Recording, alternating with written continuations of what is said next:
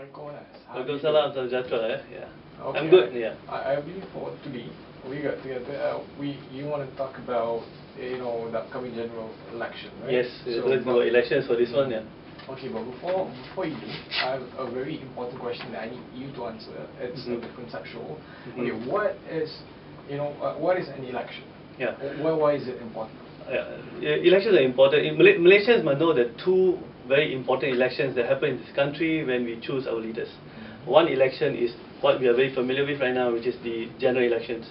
But there is another important election called internal party elections. Both are important. Both play a role in choosing our leaders. Some may even argue that the internal party elections are even more important than the general election. But I feel they're like chicken and egg issue here. Why? Because a person who is powerful at a party level can offer himself or herself, or well-connected person into the party, who won, let's say, a particularly important position in the party. That person can, get himself or herself offered as a chalon in a general election. But once you become a chalon in general election, you become a wakil rakyat. Your power, your influence become even more. So you will find that if, let's say, somebody, a particular politician who is not included in the general election, you can see that they slowly fade away. Yeah, and the thing is, the moment you win as a wakil rakyat, especially if you hold a position, be it Menteri Besar or even a state exco or something, you have a position of power to entrench your strength at the party side. So that's the reason why you see them jostling. Everybody wants to become what you call an MP or adun. And if, let's say, I'm from a party called A, and the moment you don't put me in, some of them rajuk, and they would jump to the other side and try to be. It's just political survival. For us, of course, for rakyat, the elections, whether party elections or general elections, they are both important because this is when our political parties offer us their talent pool. They are telling us these are our talented people who can take this country to greater heights. Yeah. So obviously for us, it is very important we choose the best talent, the very good talent, and we like to see. And if, let's say, you're doing interviewing during you're offering someone a job, you don't simply choose someone. What you do is you do a very good interview. You have what you look for the best talent that fit your organization. Okay. Apart from that, I believe you have a campaign running. Yes, we have a campaign called No Free Rides campaign. Yeah, it's called No Free Rides. Yes. Okay, could you talk us through what is the campaign about? This No Free Rides campaign is exactly what we spoke earlier. Is making sure we get the best talent pool. We so-called, if let's say we are rakyat, we are the boss, we are recruiting people to work for us. In that case, we better choose correctly. You must interview them. You have to. Of course, we can say that the political parties have shortlisted for us what you call the people who come or the candidates for the interview, and that's where No Free Rides campaign come in. No Free Rides campaign, if let's say it's already inside my blog. Number one is, of course, as we said earlier, No Free Rides campaign is to choose the best chalon. And the best chalon does not mean it must come from a particular party. So here, the best chalon regardless of political party. That's very important. In other words, I'm suggesting to put party aside. I'm not saying parties are not important. The structure, the processes within a party can help a particular chalon to perform better. For example, if a school has very good structures, very good system, very good, let's say, rooms and aircon, it's easier for the teacher to teach.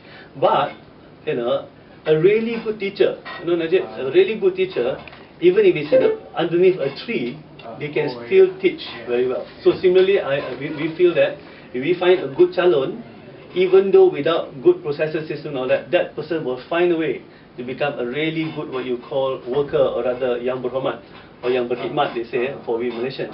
Now, why we do this? Because we the rakyat, we deserve the best. Yeah, there are about 30 million of us Malaysian.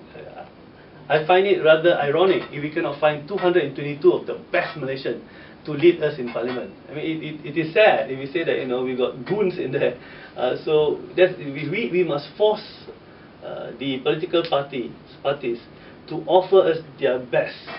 So because we deserve the best, and only we want the best people to go into parliament, and we need to have some kind of criteria, some set of standards. Yeah. And of course, how we can do this is we need to choose to be a patriot. What do you mean by be a patriot? Be a patriot means even though let's say I'm more for party A, yeah, but the party B person gives us a better calon.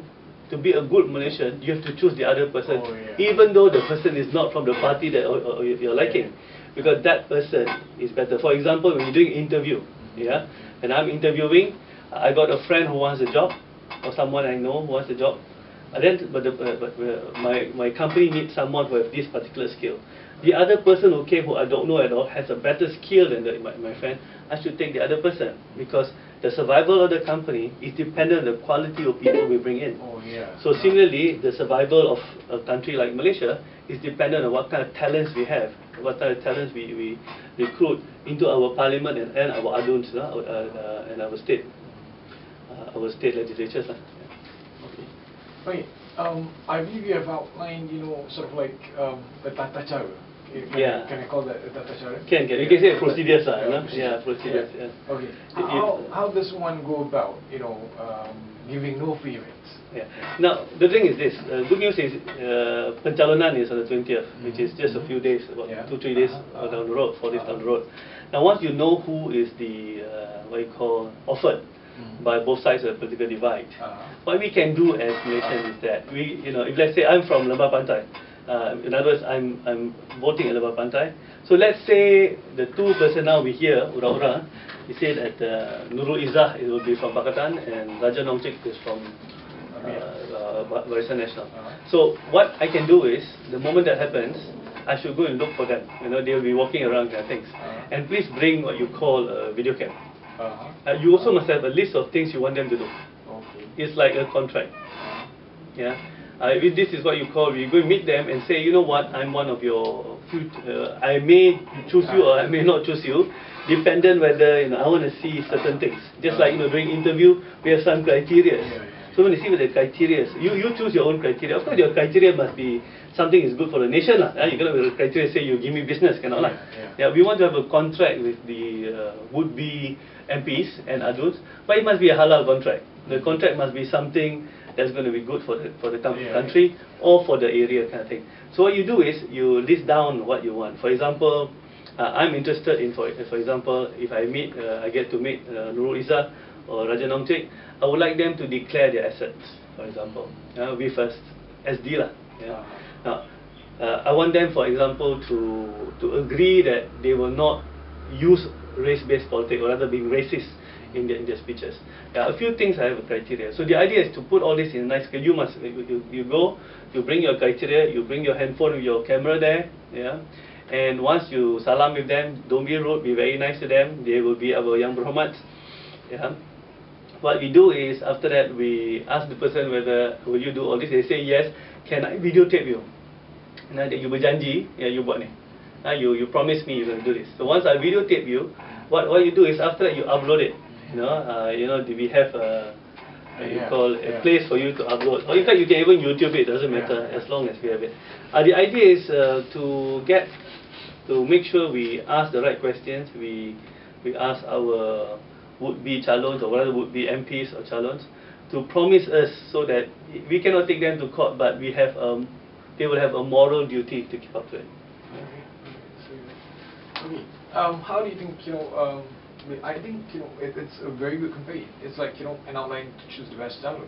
Right? I think Malaysians should really open up to the idea of, this. If they want details, they're in my blog. So the details will be more inside the blog. We have sample letters to send. We have what you can do. It's all in the blog. Okay, I would like to ask you personally. Yes. You have outlined something, with regards to the upcoming general election. So, have you personally done this? What happened is we've contacted both Nurul Izzah and also Raja Nongchik's team. Raja Nongchik's team has met me for Teh Tarik. He sent his personal assistant. Nurul Izzah have not. So maybe they are waiting for the penamaan calon, which is the 20th. And let's see whether I can catch them between 20th to the 5th of May. Okay. Alright. So is this no free rides? Is it going to be a continuous effort? Is it going to be, I think no free rides campaign should be around for the rest of our lives in the Malay. The rest of I think we should do this every election. Okay, thank you Anas for the explanation on your No Free Rides campaign. I find it really interesting. Alright, so any last words? Yeah, well, I'm glad that we have this discussion. Last words, I would say that, Malaysians, please be smart, and we need to choose the best for our country, and I'm sure we deserve it. There are about 30 million of us Malaysians. I'm sure we can choose 222 of the best Malaysians. And to do that, we must not limit ourselves with artificial boundaries like political parties. If two persons are offered to us, it is smart for us to choose the best of the two. Now, I'm not saying that the political parties are not important. But remember, it's again a chicken and egg issue, as I spoke earlier. If we get good people at the general election, they become more powerful, they can go back and make sure their party become clean, their party become better. Exactly. It's very important. If you choose, if you say, okay, never mind, I choose the party, even though this party A is offering me a not so good person, maybe this guy not so good, but it's okay because he come from the party, because the party can do things. Be careful. That incompetent person will go back and entrench his power or her power and become powerful in their own party. Because remember, we talked about the two parties. We have what you call the general election, also internal party elections. That's the reason why both elections must be seen in a very serious way. If they can cheat, let's say in the internal party election, then we'll have a lot of what you call cheaters from there to be offered in our general election, and vice versa. So we have to work for both sides. We must make sure both sides are good. So if we choose the right person at the general election, that person will become very powerful, and he will go back and change his party to become better, and vice versa. So we need to choose the person first. I'm not saying political party is not important, but remember, it's a chicken and egg issue. You choose the wrong person for the general election, that person become very powerful, he goes back to his party, he's going to make his party bad. So we choose the right person. Don't worry so much about it. Get the good person. If we have 222 really good Malaysians, we don't worry. They will find a way to work together. If they are that good, they will work together. Yeah. Thank you very much. Selamat mengundi.